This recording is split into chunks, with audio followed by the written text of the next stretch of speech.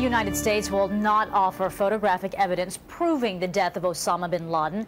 In an interview with Steve Croft of 60 Minutes, President Obama said releasing pictures of bin Laden's body could increase the risk of attacks on Americans, both at home and abroad.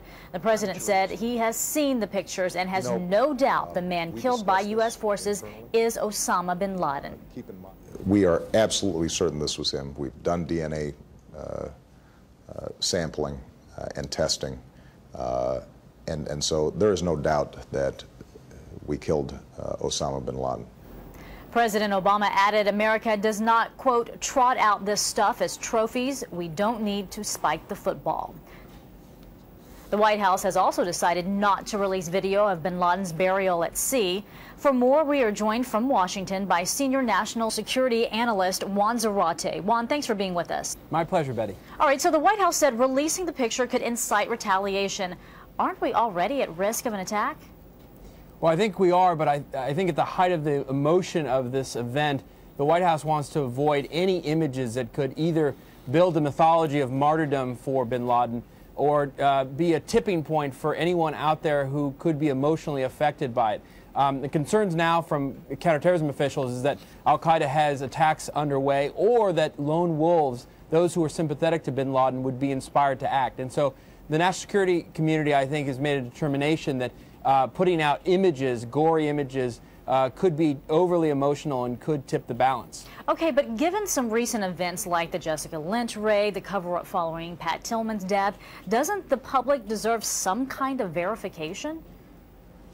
Well, I think there are those questions, and I think this is a question of certainly credibility. I don't doubt this, and certainly the president has talked about the evidence that's there, not only witness statements at the site, the women who were talked to who identified the body, the DNA testing, as well as the pictures and videos, the facial recognition.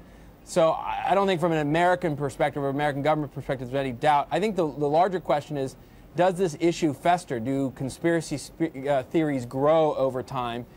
Is there doubt about the reliability about this, in particular since the body is no longer available? It's been buried at sea. So I think this is something the administration is going to have to still contend with, unfortunately, and simply deciding that the images won't go out doesn't close the chapter on this story. No, not at all, because listen to this. First, we were told there was a shootout with bin Laden. Then we learned he was unarmed, and now we're being told that he was reaching for a weapon. Why does that part of the story keep changing?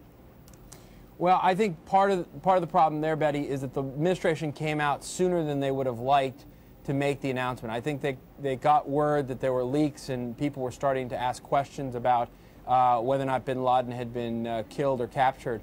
So they went out sooner on Sunday night with the announcement, before actually they had done the definitive DNA testing, which they wanted to have in place, and before they had done all of the debriefs of all of the operators on the ground. And so what you had was initial reports that frankly came out of the fog of war. And after more debriefs and more checking, the story naturally changes. I think that's natural, but I think the problem is the president goes out, makes statements, his advisors do as well, and there's an expectation that all of that is accurate to a T, and when it's not, then it starts to create confusion. And when we see how much information WikiLeaks has been able to access, is it just really a matter of time before we do see these pictures? I think so. I think this is a real challenge for the administration, and probably made the decision to not go out with an image very hard at this point, because the reality in the WikiLeaks era is that we are likely to see these images anyway down the road. And I think the administration very much wants to carry the moral high ground here, control the narrative. They don't want a gory image of bin Laden to take over the narrative of this very good news story. And I think the problem in this day and age is that you can't control the story, and at some point an image will get out. We've already seen a couple of gory images from the bodies that were left behind. Right, of the raid. I wanted to ask you about that. We've seen those photos, so why not bin Laden's photo? Well, those aren't photos that the American government released. Those were released by Reuters, allegedly bought from a Pakistani military official who took those pictures.